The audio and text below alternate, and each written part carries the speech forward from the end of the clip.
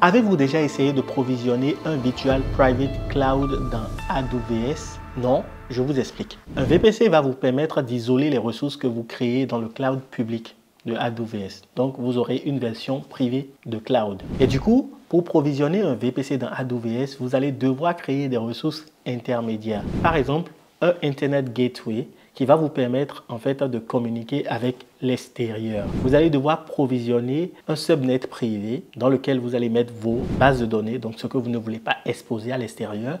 Un subnet public dans lequel vous allez déployer votre application. Vous allez devoir créer un security group qui va vous permettre de créer des règles pour protéger le trafic entrant ou le trafic sortant. Vous allez devoir créer un NAT Gateway qui va vous permettre en fait de permettre à vos ressources privées de communiquer avec l'extérieur. C'est épuisant, n'est-ce pas? Et donc, le plus difficile, c'est que quand vous créez un VPC avec des outils clic-bouton dans AWS, toutes ces ressources sont créées automatiquement et lorsque vous éteignez ce VPC, ces ressources ne sont pas forcément détruites avec la destruction du VPC. Et donc, vous vous retrouvez à payer quand même pour des infrastructures intermédiaires qui ont servi à la création de votre VPC. Et donc, avec l'infrastructure as code, vous évitez ce problème parce que au travers de l'infrastructure as code, vous créez tout ce qu'il vous faudra comme ressources intermédiaires pour créer votre VPC. Et une fois le VPC créé, lorsque vous décommissionnez ce VPC, donc lorsque par exemple vous l'éteignez, toutes ces ressources s'éteignent automatiquement. Donc, plus de perte de contrôle sur les coûts,